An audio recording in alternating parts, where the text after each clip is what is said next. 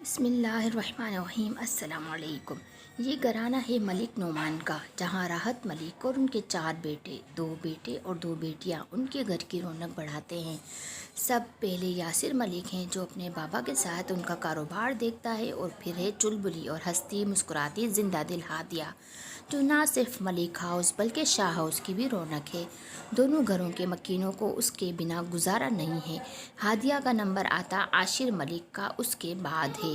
نور، جو اپنی بہن ہادیہ سے بہت مختلف ہے، خاموش اور سادہ سی، یہ ایک کالج کی کینٹین کا منظر ہے، جہاں وہ چاروں اپنے گروپ کے لیڈر کے پیسوں پر عیش کرتے ہوئے سموسوں اور کوک سے انصاف کر رہے ہیں۔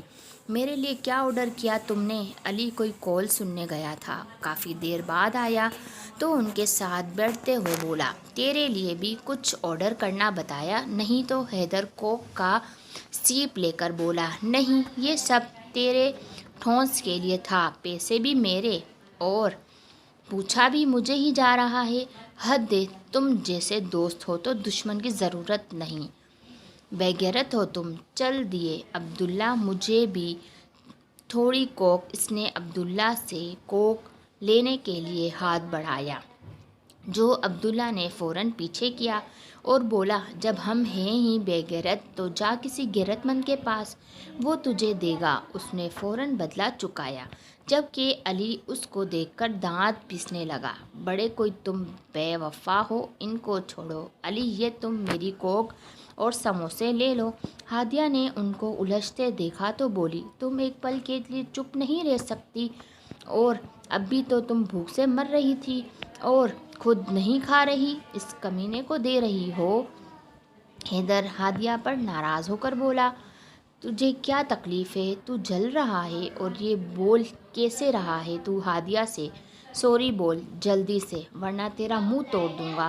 علی اور حیدر،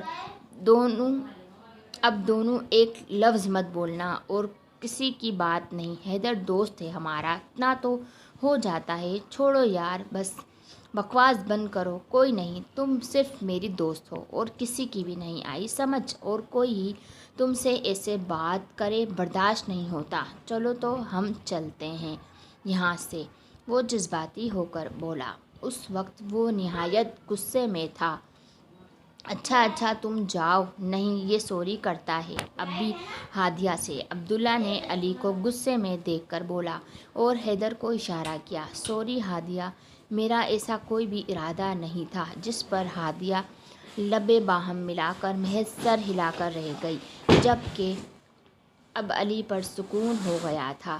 چلو اب سب ٹھیک ہے تو آؤ بیٹھو، انجوائے کرتے ہیں۔ علی ہادیہ کے ساتھ والی سیٹ پر بیٹھ گیا اور اس کی پلیٹ سے سموسے کھانے لگا، اور ساتھ ہی ہادیہ کے ہاتھ سے کوک لے کر پینے لگا۔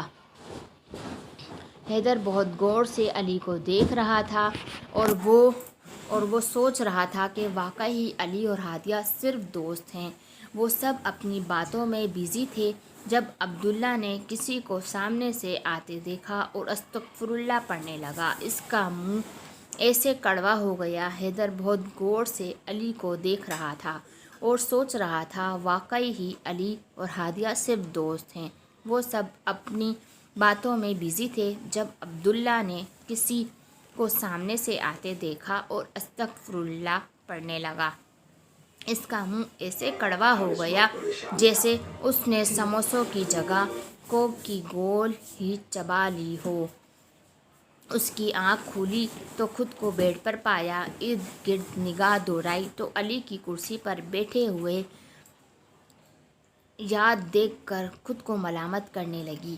ہمت کر کے وہ اٹھی تو اس کی چوڑیوں کی آواز سے علی کی آنکھ کھل گئی۔ صبح بخیر، کیسی ہو؟ اب طبیعت کیسی ہے تمہاری؟ وہ خوشگوار لہجے میں بولا اور مسکرانے لگا، جبکہ ہادیہ اس کو مشکوک نگاہوں سے دیکھ رہی تھی۔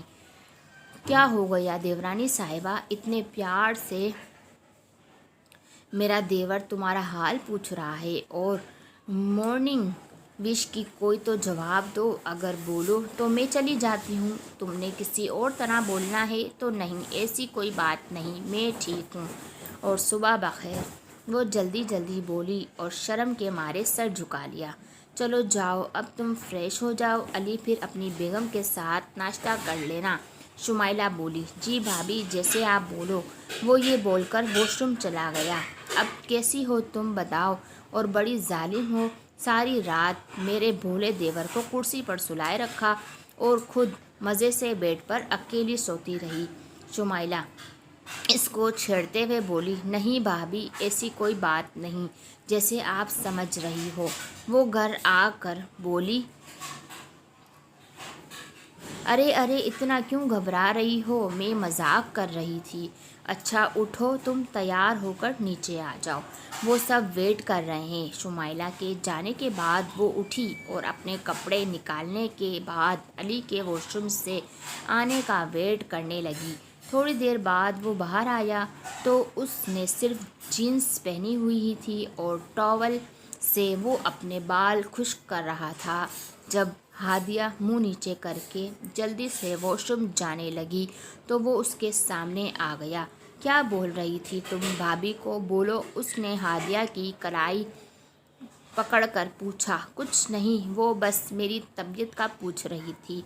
वो आंखें नीची रखकर बोली, मैं पागल लगता हूँ तुमको जो ऐसे बोल रही हो? और नीचे कौन सा खजाना दफन है जो तलाश रही हो? जब मैं बात करूँ मेरी तरफ देखकर जवाब देना, ये पहली और आखिरी वार्निंग है, वरना तुम जानती हो मुझे। जाओ अब, वो उसको धक्का देकर बोला। वो अपने आंसू पीती हुई वॉशरूम आ गई और अपने कपड़े स्टैंड पर खड़े करके अपनी कलाई को देखने लगी जो इसकी ज़ोर से पकड़ने पर सुर्ख हो रही थी।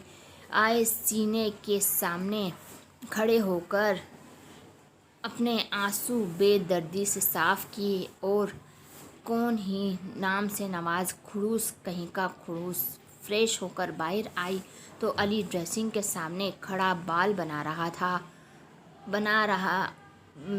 रहा था तो आते देखा और ख़ुद पर अच्छी तरह परफ्यूम का स्प्रे करके साइड पर हो गया।